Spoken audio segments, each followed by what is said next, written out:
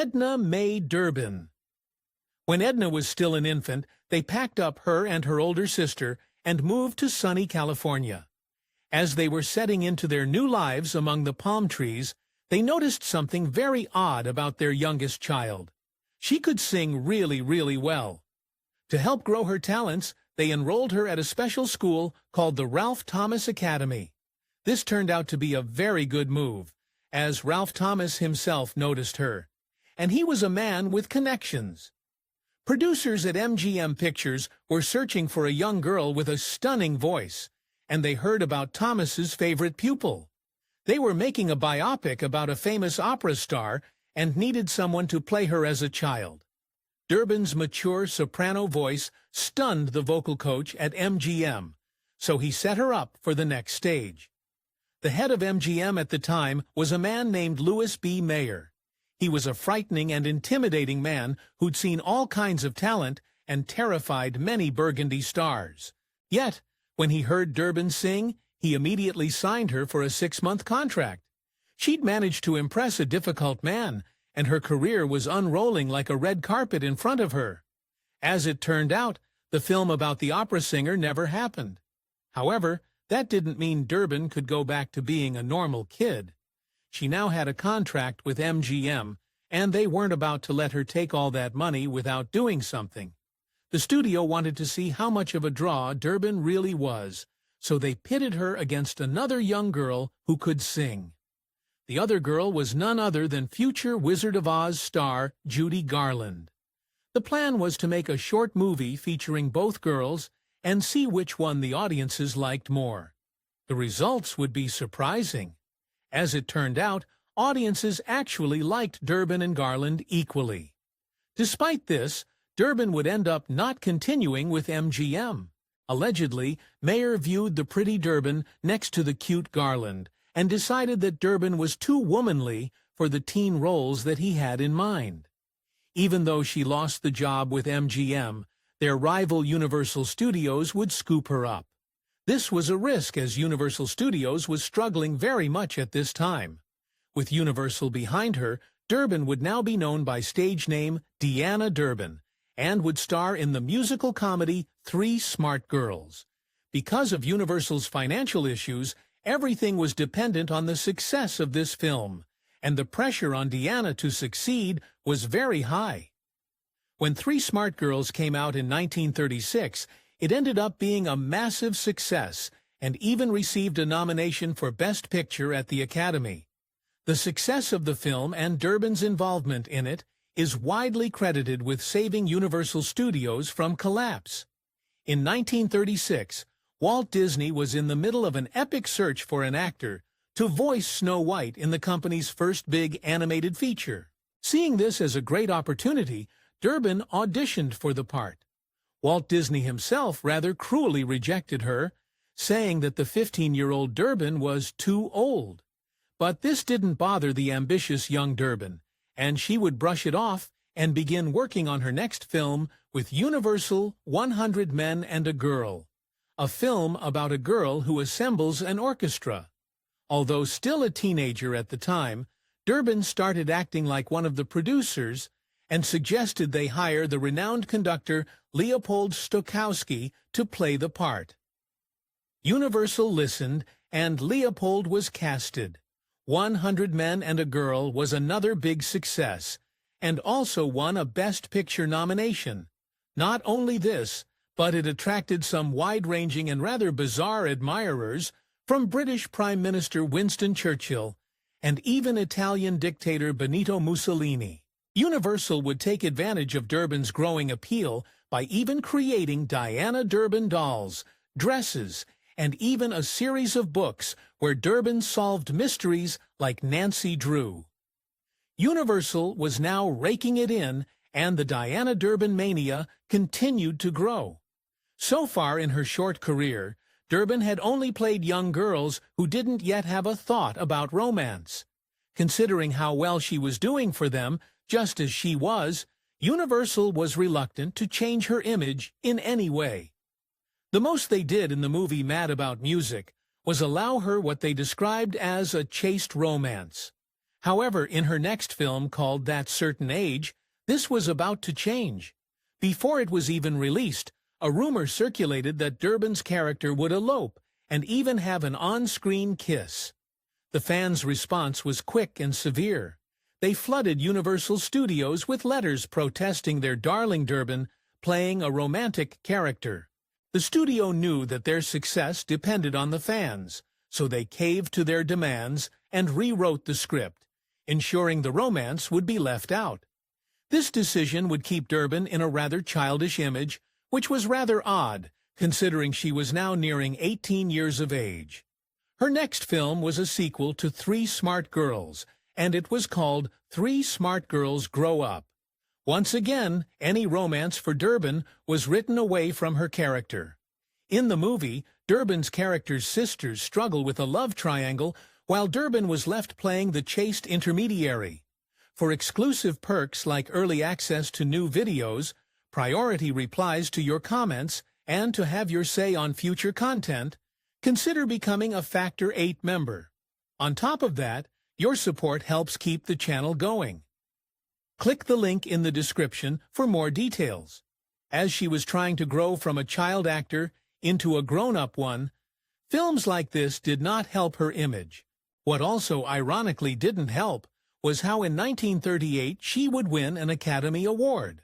Although a great success, it was a Juvenile Academy Award. For her next film, she chose a Cinderella adaptation called First Love, and she would finally get a chance to play a romantic role. The poster even had the phrase, "Diana's in love," scrawled across it. Since this film would be a big first for Durbin, the studio knew that they had to get it right. Producer Joe Pasternak recalled about Durbin that she was one of those personalities which the world not only takes to its bosom, but insists as regarding as its personal property. The studio meticulously choreographed Durbin's next stage of development. Stressing over her costume and presentability, they also knew that her love interest would have to be picture perfect. Because if he wasn't, Durbin's fans would be very upset. They eventually landed on an unknown actor named Robert Stack. Strangely enough, Universal insisted that Robert change his naturally fair wavy hair because they said, "No blonde has ever made it as a leading man." He darkened and straightened his locks. Now that they finally had the man, they had to make sure Durbin's first on-screen kiss would be memorable. The studio promoted this moment immensely, as it was a major selling point. However, when the film was released, the reaction ended up being remarkably subdued. Apparently, the kiss was viewed as very restrained and passionless. Nonetheless, it did finally propel Durbin into cinematic adulthood. Now that she was taking more mature roles, Durbin's next film was called It's a Date. The movie was definitely different from her prior work, as it was about a woman who was romantically involved with the same man as her own mother. In 1941, Deanna Durbin got married to assistant director Vaughn Paul. Her next film was a romantic comedy called It Started with Eve, and it billed Durbin as a new delightful haramskarum Deanna. The production of this next film would be fraught with issues. The screenwriter for the film even got into a heated argument with the director and stalked off the set with 40 pages left to be written. Additionally, while she was working on the film, Durbin's longtime producer, Joe Pasternak, who had been with her on sets for years, announced that he was leaving Universal. Deanna's reaction was heartbreaking. Pasternak later related, "It was the only time in our years together I saw her weep." Durbin begged him to stay, but it was no use. After Pasternak left, Durbin's relationship with Universal went downhill. Her next film, They Lived Alone, also went poorly. So much so that it would never even be released. Although Universal pushed Durbin to make it, she disliked the role and hated that the studio had made zero effort to involve her new husband, Vaughn Paul, in the film's production. In the end, she flatly refused to make the picture. Universal was not pleased with this and would retaliate in kind. Hollywood studios were not used to hearing no, especially not from good girl child stars like Durbin. To punish her, they suspended her from work for an entire year. But when she finally did return, she would do it on her own terms. Durbin would come to a new agreement with Universal, and one that really suited her.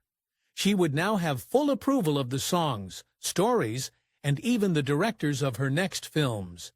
She made sure that even without her favorite producer Joe Pasternak, she would have full control on set. After patching things up with Durbin, Universal was ready to make easy money with the third installment of the successful Three Smart Girls franchise. However, with Durbin's new agreement, this time would be different. She told Universal to get rid of the two other sisters and have the movie only focus on her. Incredibly, it worked. The movie would now fittingly be called Hers to Hold. It was very romantic, and Durbin was the main star. Despite things going swimmingly in her career, her personal life was in shambles. Only a year after their marriage, Durbin's husband enlisted in the U.S. Navy, sparking rumors that their marriage was not a happy one. To hush things up, Durbin publicly stated that she would never dream of divorcing a man serving his country. However, only months later, Durbin filed for divorce. Not only that, but in a statement to the courts, she revealed all, complaining about Paul's late-night partying, the way he ignored her when she needed help, and his constant criticism of her work. Not long after her divorce, Durbin was walking down the aisle once again. This time she fully mixed business with pleasure. Her new husband was Felix Jackson, who now took over as producer on many of her films. At first, it seemed like a success, with Jackson lining up the film noir, Christmas Holiday, opposite Gene Kelly for her. However, Durbin had bitten off more than she could chew. Christmas Holiday wasn't Durbin's typical film fare, although they toned down many of the risque details in the original W. Somerset Maugham novel. It was still a movie about a woman working in a bordello. It proved too much for her. After a lifetime of being stuck in squeaky clean roles, Durbin couldn't seem to get into character. As director Robert Siodmak noted, Durbin flinched when it came to the sultry part. She always wanted to look like nice, wholesome Deanna Durbin, pretending to be a night worker. The next movie she would make was another noir called Lady on a Train. Even though this one had a lighter touch, Durbin's fans could not get on board. Apparently, Christmas Holiday was enough of Durbin in dark mode for them, and precious few of them came out to support her. The film was not a hit. In spite of the failures of her most recent films, just a year later, Durbin gained the title of Hollywood's second highest-paid actress, only losing out to Bette Davis. As well, she and Jackson welcomed a baby girl that year. Despite her excelling earnings and their new baby, her husband would now do two very surprising things. In November 1946, he unexpectedly walked away from Universal, where he'd been producing his wife's latest films. Only a few months after this, he walked out of Durbin's life entirely. Incredibly, by way of explanation, Jackson simply told her, "Preferred being single." And just like that, Durbin's life changed forever. This was an immense heartbreak for her, and it would take its toll on her career. With children to support and her husband no longer in the picture, Durbin felt she had no choice but to go back to the sweet, innocent mode her fans preferred her in.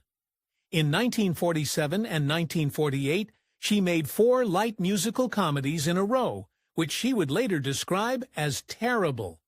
Shortly after this run of tepid musicals, Universal decided that Durbin owed them a tidy sum in earnings that they had given her as an advance. When Durbin fought them, Universal pushed even harder, and eventually insisted that to cover the costs, she would have to make 3 more films with them. In the end, Durbin didn't even end up making those 3 films under duress or otherwise. That's because Universal apparently thoroughly fed up with the actress, who was once their darling, let her contract expire before she made another reel with them and paid her out. On the bright side, Durbin was finally free to do what she wanted. By now, Durbin was so fed up with Hollywood, she decided to retire well before she'd even turned 30. She escaped to Paris and refused to return. When her old friend Joe Pasternak tried to convince her to act again, she replied bitterly, "I can't run around being a little Miss Fix-It who bursts into song, the highest-paid star with the poorest material." In her new life, Durbin struck up in old flame. While living in France, she married Charles Henry David, who had been her director on the poorly received noir Lady on a Train. They lived in a farmhouse outside Paris, raised Durbin's daughter with Jackson, and also had a son together. She would live to the ripe old age of 91, but before she passed, she did take time to comment on her career. In 1983, she gave a rare and frank interview to film historian David Shipman, where she confessed how she resented that she grew up in Hollywood and how her acquired maturity had to be hidden under a childlike personality. In the same interview, she spoke of Deanna Durbin in the third person, described her as a stage of development in her distant past, and now went by her birth name, Edna. Durbin had walked away from the stardom and never looked back. If you enjoyed this Mactonate video, give it a thumbs up and subscribe for more incredible stories. Want to say, and who we cover next? Join our membership program through the link in the description for exclusive perks. Your support means everything to us. Thanks for watching, and we'll see you in the next one.